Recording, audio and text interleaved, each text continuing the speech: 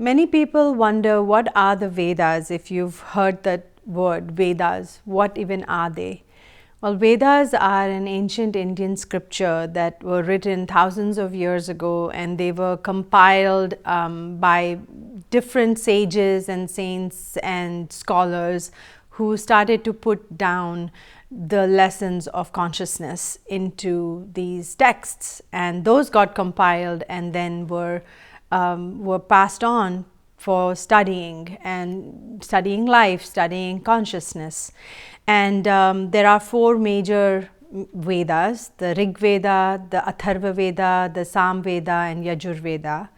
And after that, there were the Upanishads and other smaller texts that have come quite recently, like in the last 1,000 years, which, recent. My exposure was really not from a scholarly perspective to the Vedas, but more from a practitioner's perspective. So initially it was just as a child growing up, being exposed to all these mantras and all these different these rituals, maybe, that you can call the ceremonies, I would say, rather.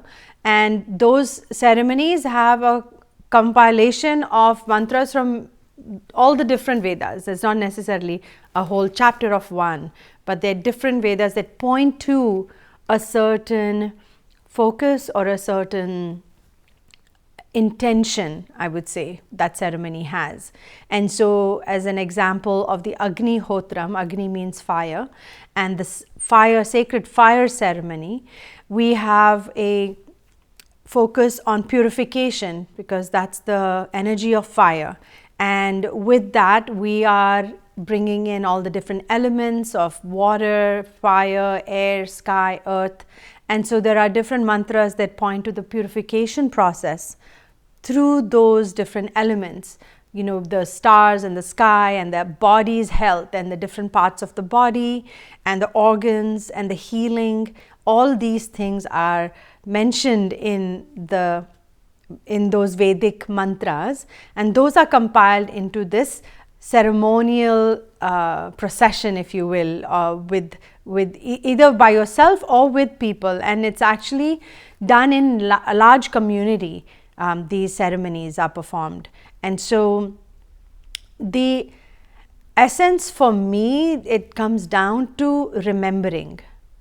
That's what these mantras point me to. It's not so much about how you do it, what you do, and how you say it, when you say it, but it's really the reminder of the truth of who you are.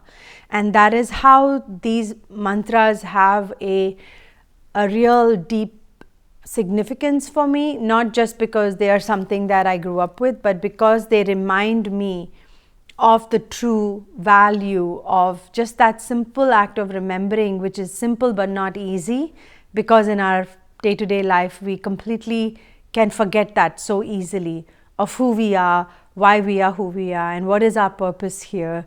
And that all these little things and all the small things, like they say, to sweat the small stuff, to remember that there is a bigger purpose for each of us that we have been birthed for, and to remember that, and to allow that small I self to be held by the big I and be absorbed by that big I, because that is who we truly are. We are part of that ocean, where the drop of the water in the ocean is the ocean. There is no ocean without its drops, and we are those drops. And to remember that my nature is the same as the nature of all of consciousness, and coming back to why I am consciousness is because you are consciousness and we are the collective consciousness. And just remembering that is what these mantras give us, that vehicle, the transportation to arrive back and remember the self that is truly just pure consciousness.